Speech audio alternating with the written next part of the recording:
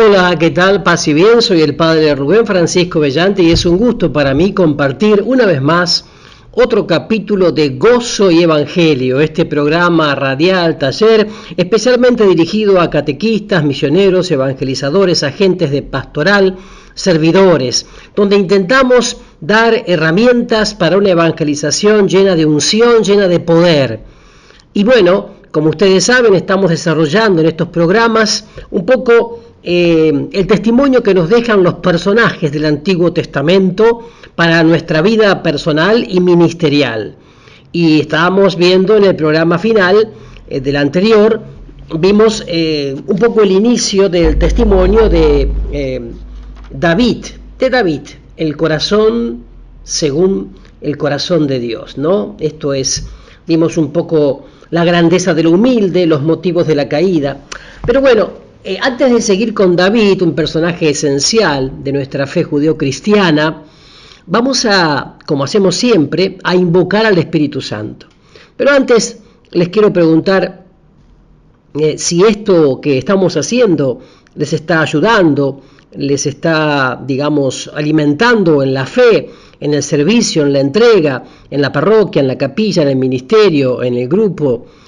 Me gustaría saberlo, de qué manera ustedes están utilizando este elemento del programa Taller Gozo y Evangelio, que escuchan por radio, por supuesto, pero que también pueden volver a escuchar y compartir a través de mi canal de YouTube, Rubén Francisco Bellante. Es decir, ustedes entran a YouTube, buscan Rubén Francisco Bellante, ahí aparece la palabra suscribirse, ponen allí suscribirse y entonces de manera gratuita pueden suscribirse a mi canal de YouTube Rubén Francisco Bellante y allí, bueno, recibir este y otros muchísimos materiales para evangelizar, para crecer espiritualmente, sanación interior, sanación física, dirección espiritual, acompañamiento, discernimiento, el tema de las adicciones, el tema, por supuesto, del querigma, la catequesis, la evangelización, el tema de la liturgia, de la adoración eucarística, tantísimos temas, matrimonio, familia, noviazgo, juventud, vocación, todo eso que pueden encontrar en mi canal de YouTube, Rubén Francisco Bellante. Y ahora entonces, como decíamos, invoquemos al Espíritu Santo de Dios. Espíritu Santo, Rúa Santa, Espíritu de Dios, ven a derramarte sobre nosotros en este día, que queremos recibir tu unción para poder ser canales de tu gracia. Ven, Espíritu Santo, ven, Espíritu de Dios, ven a mostrarnos a través del testimonio y la vida de estos personajes del Antiguo Testamento, cómo hoy nosotros, que somos peregrinos y caminantes de la nueva y definitiva alianza, del nuevo y definitivo testamento, podemos entonces, a través de un encuentro personal con el nuevo y definitivo legislador, Moisés, el nuevo y definitivo Moisés, que es Jesucristo el Señor, pontífice máximo, el único puente entre Dios y los hombres, ¿cómo podemos entonces, a través de una experiencia de encuentro personal con Él, ser canales de gracia en la iglesia, en la comunidad? Ven, Espíritu Santo, ven a través de la poderosa intercesión del corazón inmaculado de María. Amén. Entonces, como decíamos, estamos viendo a través de David las consecuencias del pecado en él, ¿no? El Señor perdonó a David, pero le dijo: la espada no se apartará de tu casa. Segunda Samuel 12:10. Una profecía tremenda que tuvo plena realización en la vida de David. Nuestro pecado siempre tiene una terrible repercusión social. Si le pegamos, si metemos fuego a nuestra casa, también sufren inocentemente los vecinos, cuya casa es alcanzada por las llamas. El Señor a Adán le había advertido: si comes de este árbol, vas a morir. Con la desobediencia entraron el miedo, el terror, los conflictos entre Adán y Eva, entre Caín y Abel. La espada de la violencia no se apartó de la casa de David. Su hija Tamar fue violada por su propio hermano, Amón. Este, a su vez, fue matado por su hermano Absalón. Algunas de las esposas de David fueron violadas en público. El mismo Absalón se rebeló contra su padre David y le hizo imposibles los últimos días de su vida. Absalón preparó un ejército contra David y el anciano rey tuvo que huir a las montañas. Más tarde David va a ganar la batalla, pero a costa de la muerte de su hijo. David, desesperado, gritaba: «Absalón, hijo mío, Absalón, hijo mío». La espada no se apartó nunca de la casa de David. Dios, en su misericordia, perdona nuestros pecados, pero las consecuencias de los mismos quedan pendientes. Si alguien mató a su prójimo, el Señor lo puede perdonar si se arrepiente, pero no va a resucitar al individuo. Al asesino le esperan serios conflictos con la policía, con la sociedad y varios años en la cárcel. Muchas de las penalidades que estamos sufriendo tienen su origen en nuestros errores del pasado. Un día creímos que podíamos vivir independientes de la ley del Señor y nos atrevimos a comer del fruto prohibido.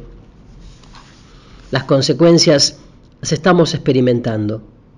Somos nosotros mismos los que, con el don de la libertad que el Señor nos regaló, escogemos nuestra dicha o nuestra desgracia.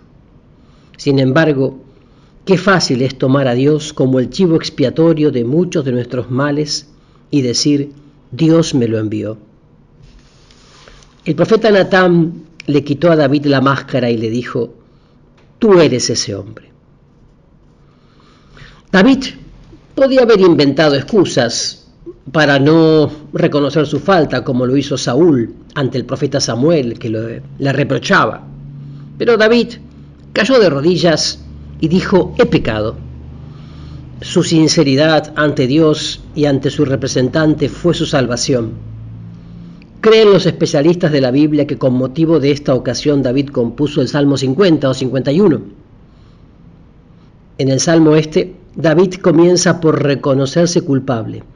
Piedad, Señor, porque he pecado contra ti. Además, añadió: pecador me concibió mi madre. David reconoce ese mal de origen, pecado original, lo llamamos ahora, que nos toca desde nuestra entrada en el mundo. David habla de su pecado, su delito, su maldad. El adjetivo posesivo su es muy apropiado en este caso. David no le echa la culpa a nadie de su falta, ni siquiera a Betsabé. Habla simplemente de su pecado. Acepta las consecuencias de su equivocación ante Dios. Limpia mi pecado, dice David. Reconoce la necesidad de una purificación que solo puede venir de Dios. Emplea una expresión muy acertada: borra mi culpa. Eso es precisamente el perdón de Dios, algo que era y ya no existe por la misericordia del Señor. Por eso David se siente más blanco que la nieve. Otro verso muy expresivo es el que dice: crea en mí un corazón nuevo.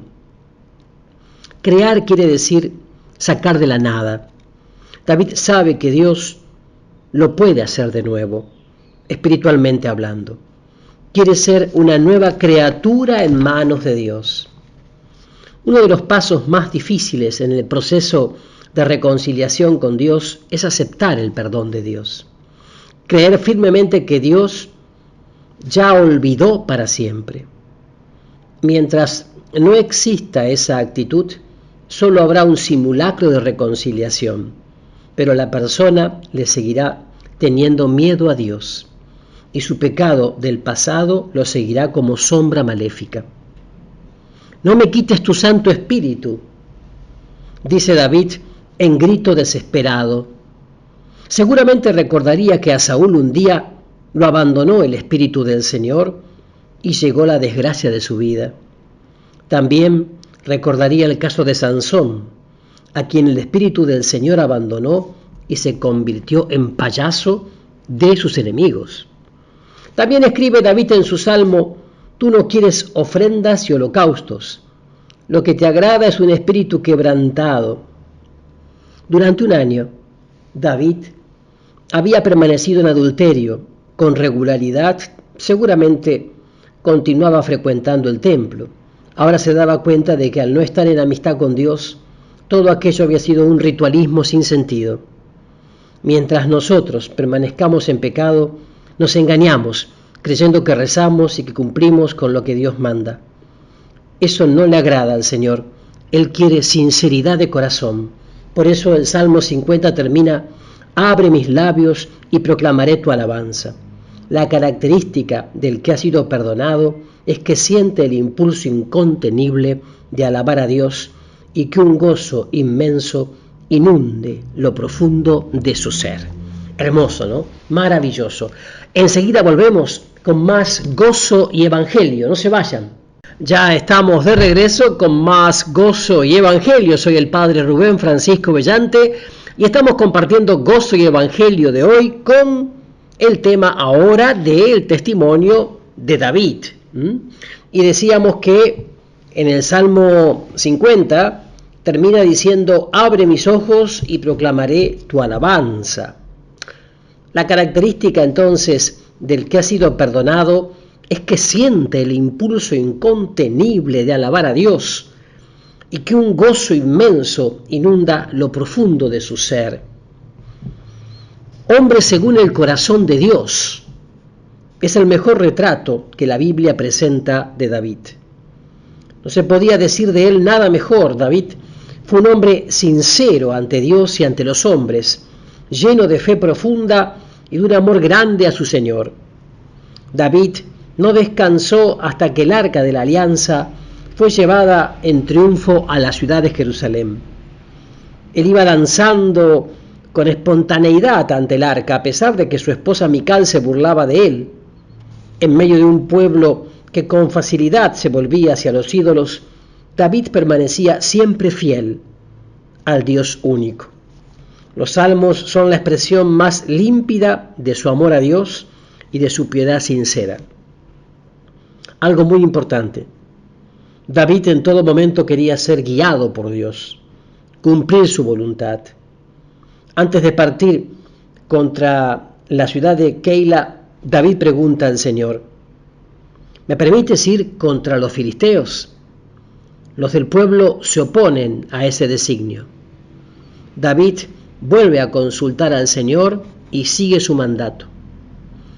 En otra oportunidad, cuando Saúl se acercaba para atacar, David pide al sacerdote Abiatar que consulte a Dios acerca de sus designios. La frase de David al Señor es muy tierna: este siervo tuyo pide que se lo digas. David sueña construir un templo grandioso al Señor. Al principio, el mismo profeta Natán lo apoya, pero luego David acepta con humildad que en los planes del Señor será otro quien construya este templo. Por eso la Biblia llama a David un hombre según el corazón de Dios. Dentro de cada uno de nosotros habita un Goliat de orgullo que confía en las propias fuerzas y en los propios planes. Ese Goliat no sirve para los proyectos del Señor, hasta que aparezca el David que se ha despojado de toda armadura de orgullo, de autosuficiencia, y se atreva a confiar en el poder mismo del Señor. Hasta entonces, el Señor podrá usarnos como poderosos instrumentos de su poder.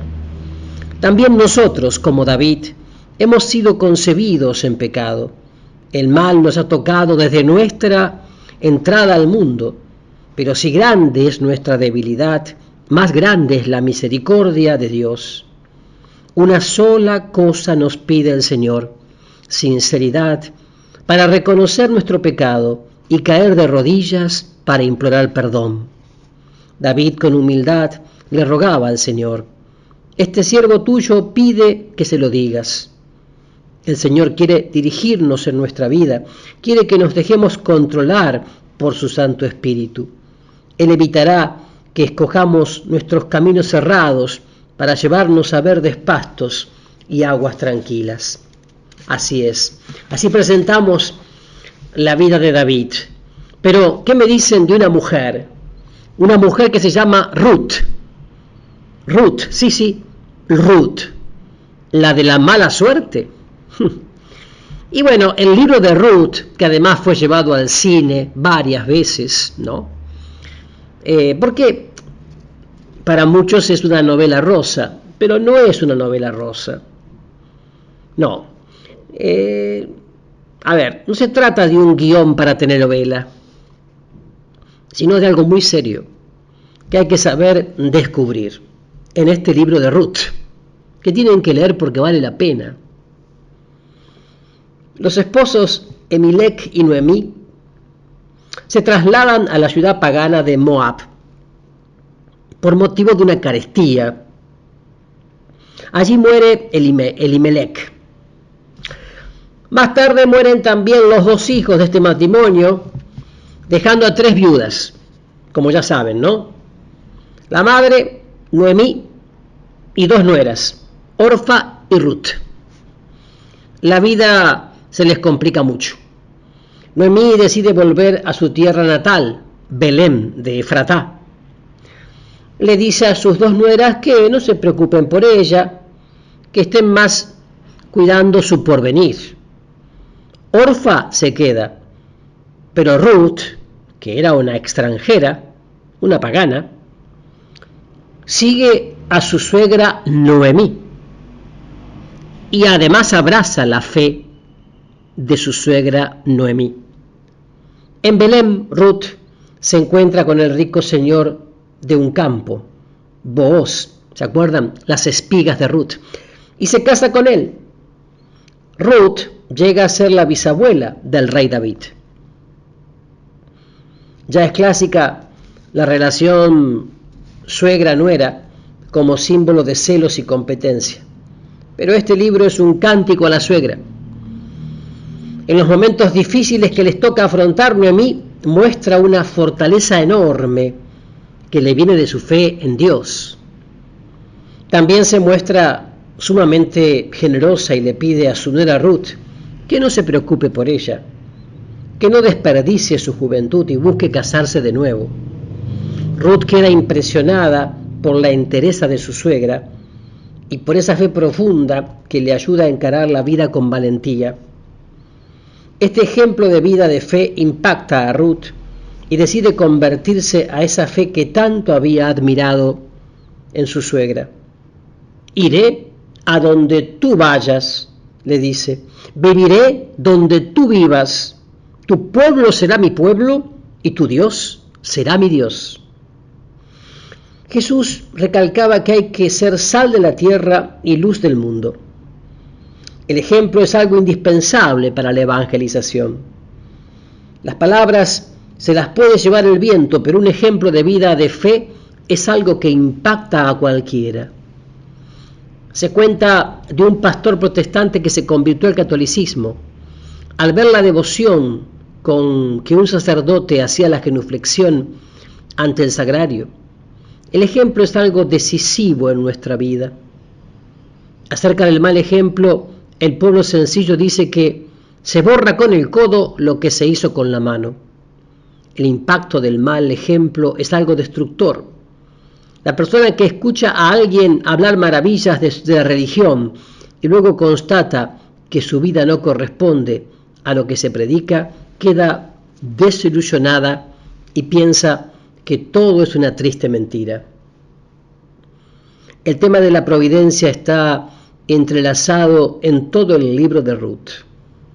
David escribió: los que miran al Señor quedan radiantes de alegría y jamás se verán defraudados. Este pobre gritó al Señor y el Señor le oyó y lo libró de sus angustias. Salmo 34, 5, 6. Esto se puede comprobar a plena luz en la vida de Noemí y Ruth. Ellas llegan hasta el límite de la pobreza. Se las encuentra recogiendo espigas que dejaban caer los segadores. Esto se permitía a las personas verdaderamente muy pobres. Lo que no sabían las 2 mujeres era que Dios las estaba llevando hasta los campos de Booz, un rico hacendado, para que allí se realizara un plan maravilloso.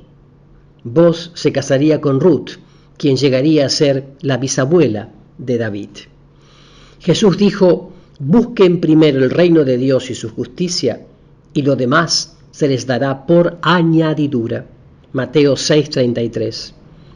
Noemí y Ruth van por el camino de la rectitud, cumplen lo que Dios manda, ¿no? El Señor no las defrauda. Cuando la situación es más desesperada, es cuando la solución de su problema está más cerca. El Señor cumplió su promesa, no dejó que les faltara lo necesario. Noemí, en alguna de sus frases, delata su mentalidad del Antiguo Testamento. No conocía ciertamente la revelación de Jesús acerca de la divina providencia.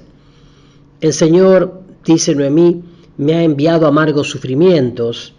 Cuando llega a Belén y le salen a recibir sus amigos, les pide: no me llamen Noemí, llámenme Mara, porque Dios Todopoderoso me ha llenado de amargura. Claro, un poco la mentalidad propia del Antiguo Testamento, y continúa: ¿por qué me llaman Noemí si el Señor Todopoderoso me ha condenado y afligido?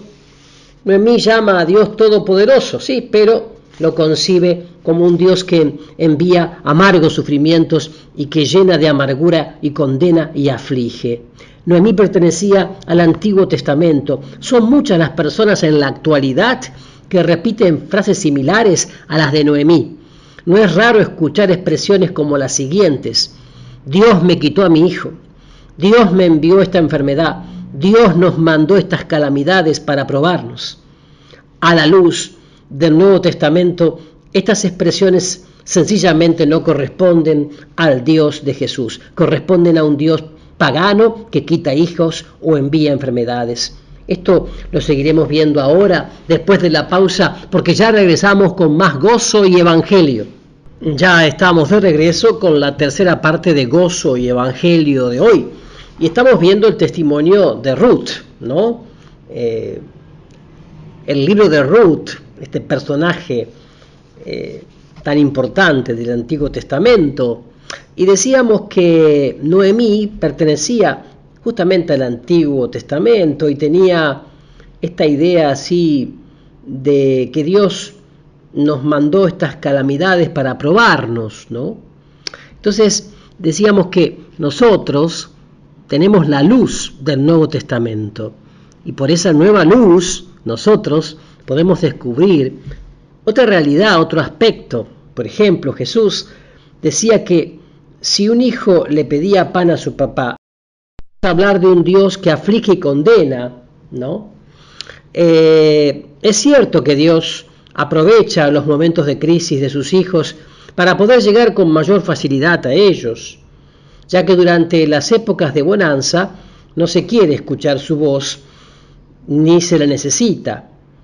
En el momento de la tribulación constatamos que los hombres y las cosas no pueden resolver nuestros problemas y nos vemos en la necesidad de levantar nuestra mirada hacia el cielo. Entonces se abre nuestro corazón y Dios aprovecha para llegar con su gracia, como llegó a la casa de Zaqueo para decirnos: hoy ha llegado a esta casa la salvación. Lucas 19:9. Noemí insistía en cambiarse de nombre. Noemí significa dulce.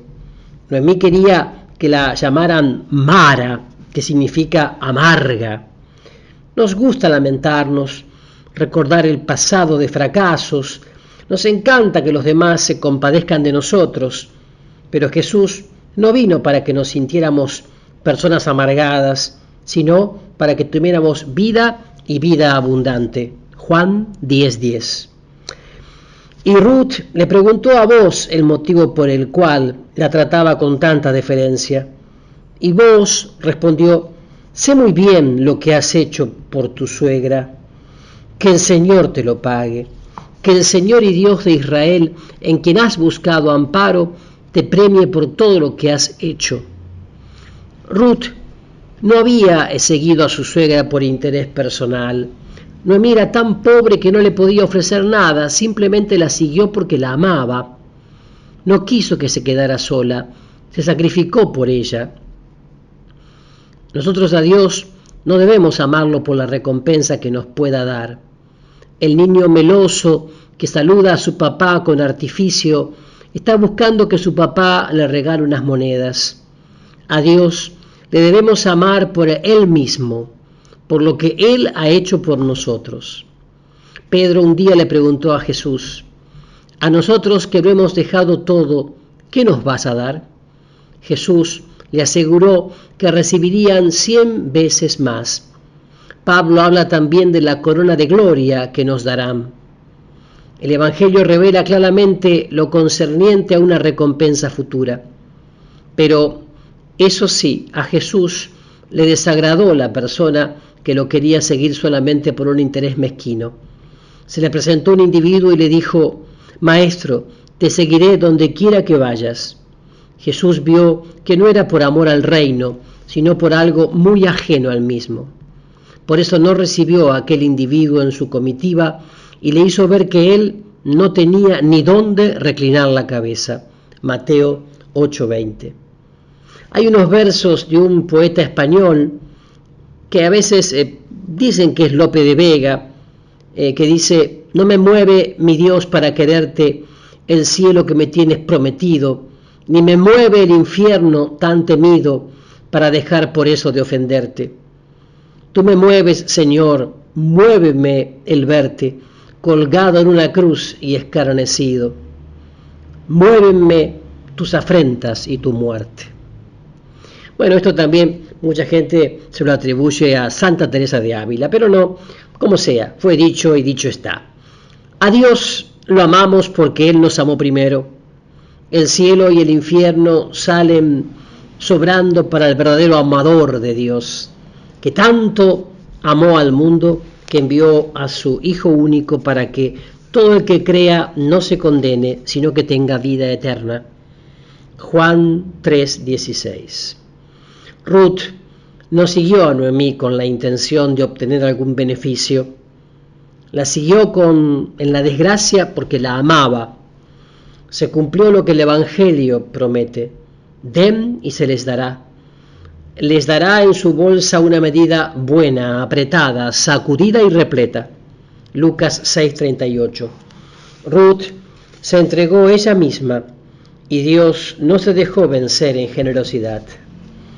Los judíos en un tiempo llegaron a pensar que Dios era solo para ellos. Los maestros religiosos, los rabinos, afirmaban que los paganos no judíos habían sido creados para combustible del infierno. El libro de Ruth en esto se adelanta a los tiempos. Llega a admitir que en la familia del rey David había una mujer que venía de un pueblo pagano. San Mateo más tarde, en la genealogía de Jesús, hará aparecer a varias mujeres nada ejemplares que también pertenecían a los ascendientes de Jesús, como Tamar, Betsabé y la prostituta Rahab. Bien decía San Pablo que Jesús, al encarnarse, se había hecho uno igual en todo a nosotros, menos en el pecado. Jesús, al venir a vivir entre nosotros, aceptó todas nuestras limitaciones. Entre sus familiares había santas personas, pero también una prostituta como Rahab. Cada uno de nosotros pertenecemos a una familia que no hemos escogido. Entre sus miembros, algunos son buenos, otros regulares y otros malos. Eso no impide que podamos santificarnos. Nuestro seguimiento de Jesús no depende del sí de nuestra familia, sino de nuestro sí personal. El papá de San Francisco de Asís era el famoso avaro Pedro Bernardone. El papá de San Agustín era un descreído. Dios, sobre todo, es padre de buenos y malos y nadie puede atribuirse el monopolio de Dios. El Señor es Dios de católicos, protestantes, musulmanes, de todos los que con sincero corazón lo buscan, aunque no lo llamen con el mismo nombre ni tengan los mismos ritos. Entonces, el libro de Ruth no es una telenovela en donde la criadita del pueblo se queda con el señor de la casa. Hay algo muy serio y trágico en las vidas de Noemí y Ruth. A pesar de las tormentas, ellas no desconfían de Dios y continúan creyendo y esperando. Con facilidad, el hombre moderno ante la desgracia que no sabe explicar acude a la lamentada frase del silencio de Dios. Para el hombre de fe, Dios siempre habla, aunque sea a través del pesado silencio de la prueba.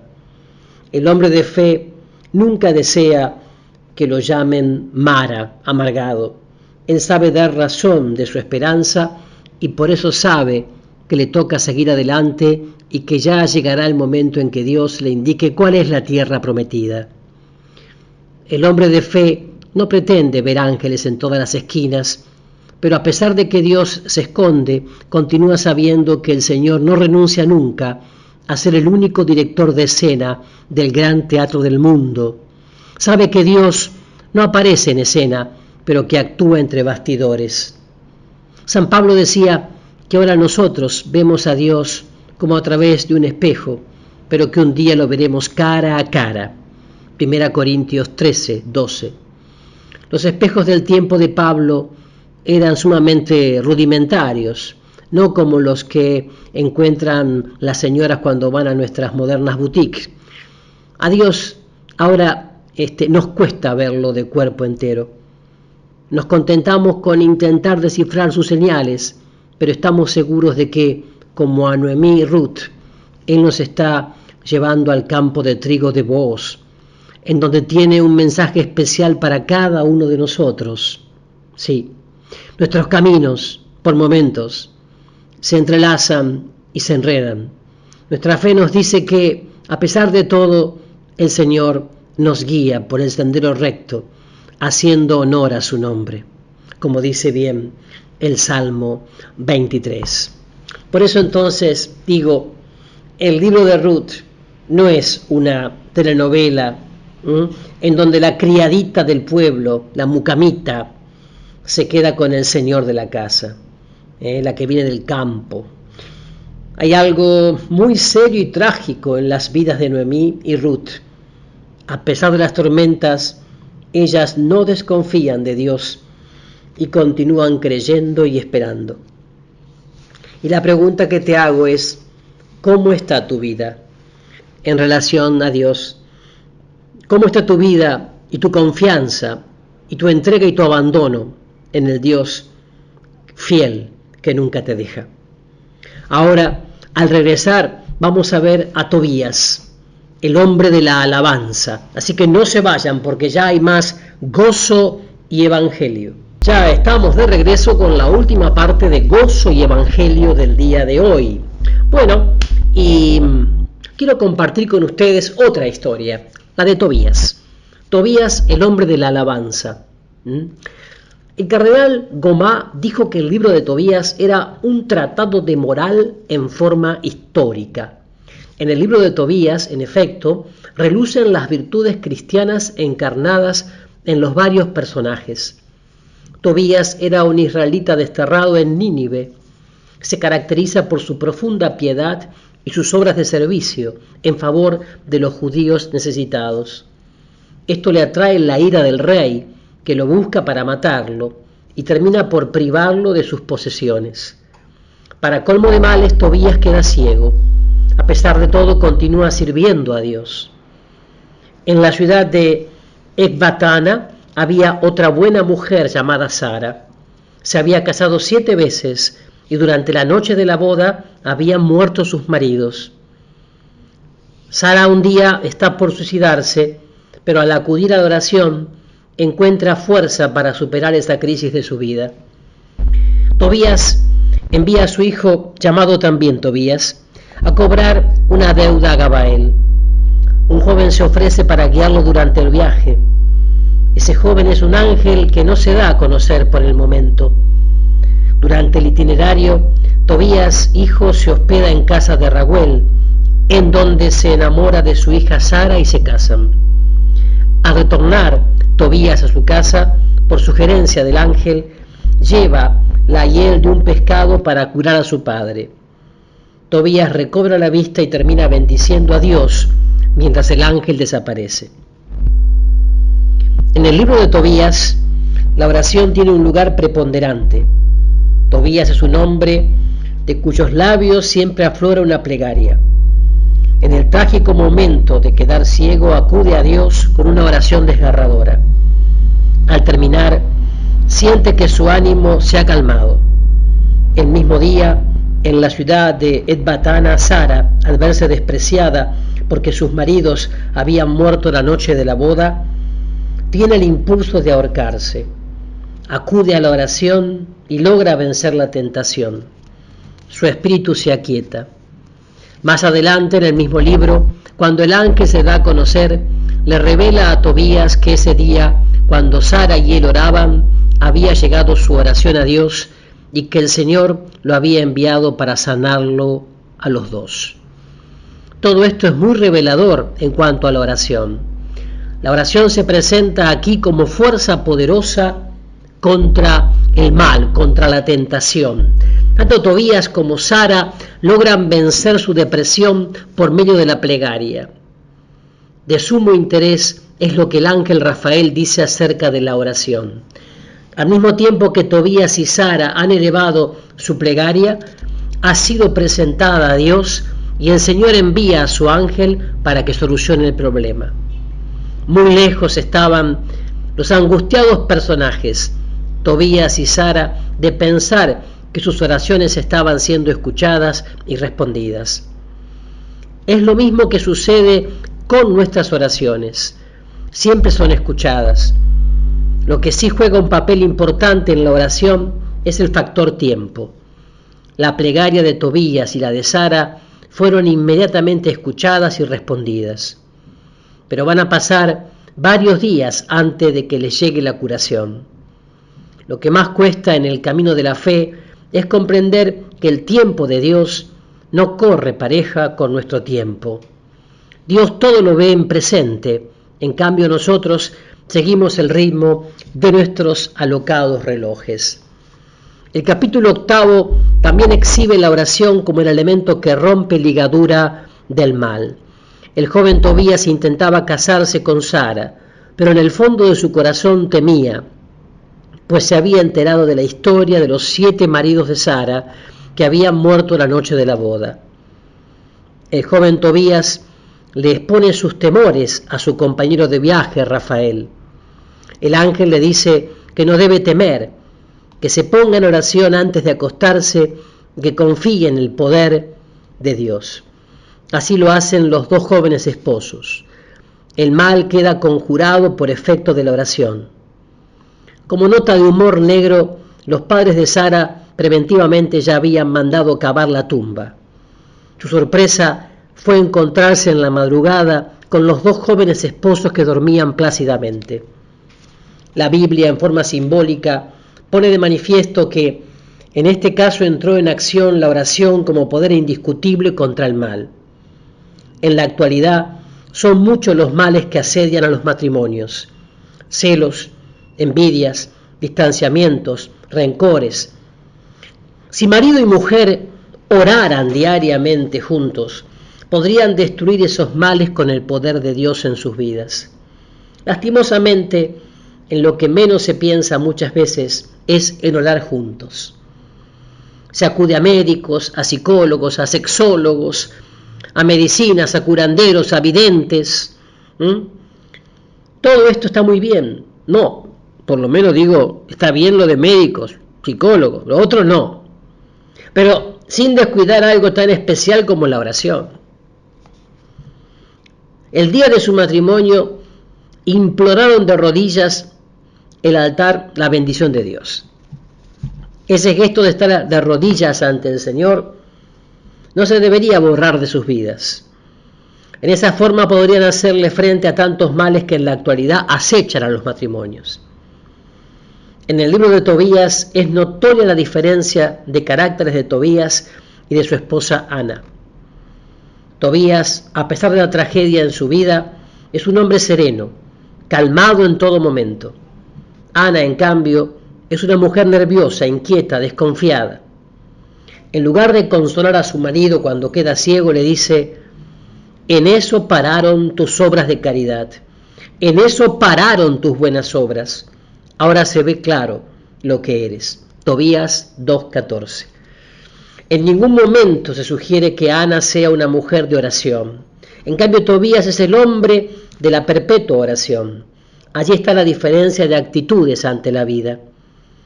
A Tobías, la serenidad le viene de su unión con Dios. Ana se muestra perturbada porque carece de una dimensión de fe para afrontar los malos momentos de la vida. Sin lugar a dudas, la oración es fortaleza. Nos ayuda a encarar la vida sin sentirnos solos, con la fuerza que nos viene del Señor. Razón tenía San Pablo cuando decía: todo lo puedo en Cristo, que es mi fortaleza. Tobías es el hombre de la ininterrumpida alabanza a Dios en todos los momentos de su vida. La oración de alabanza es la oración perfecta. En la oración de petición, en el fondo, hay egoísmo. Buscamos algo para nosotros, perdón, una gracia, un favor. En la oración de alabanza, la persona ha centrado toda su atención en bendecir y alabar a Dios por sus bondades. La persona se olvida de sí para pensar solo en Dios. Cuando Tobías queda ciego, inmediatamente acude al Señor y le dice: tú eres justo, Señor, todo lo que haces es justo, tú procedes con amor y fidelidad. No me castigues por mis pecados. Tobías se acaba de quedar ciego. No le reclama nada a Dios, todo lo contrario. Lo alaba porque es justo, porque obra con amor y fidelidad. Tobías, sin embargo, se cree castigado por Dios. Hay que tener en cuenta que Tobías pertenece al Antiguo Testamento, de nuevo, ¿no? En su tiempo la tradición aseguraba que todo mal llegaba como castigo por algún lado. Nosotros, después de la revelación de Jesús, sabemos que el mal no siempre es castigo de nuestro pecado. Ahora sabemos que los santos en sus pruebas no están siendo castigados por sus pecados, sino purificados y bendecidos por Dios. Vemos a María Santísima con lágrimas en los ojos y en ningún momento pensamos que está siendo castigada, sino que sabemos que sus sufrimientos están trayéndole bendición a ella y a la comunidad. Tobías alaba a Dios en su tribulación y siente que su ánimo se ha inquietado. Sara, en el momento rudo de la tentación de ahorcarse, se libra por medio de una oración esencialmente de alabanza. Cuando Tobías recobra la vista, lo primero que hace es alabar a Dios. Alabado sea Dios, alabado sea su santo nombre. Y entró en su casa alabando a Dios en voz alta.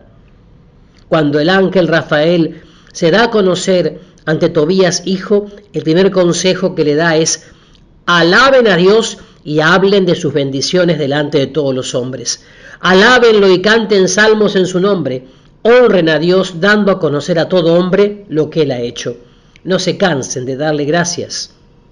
Entonces, qué bueno que es esto, porque nos recuerda cómo tenemos que alabar a Dios. Y les dejo con esto, para que lo sigan gustando, meditando, reflexionando, orando. Yo me despido de ustedes por hoy. Que a través del corazón inmaculado de María los bendiga el buen Dios Todopoderoso, los sane, salve, libere el Padre, el Hijo y el Espíritu Santo. Amén. Nos encontraremos próximamente con otro capítulo más de Gozo y Evangelio. Paz y bien.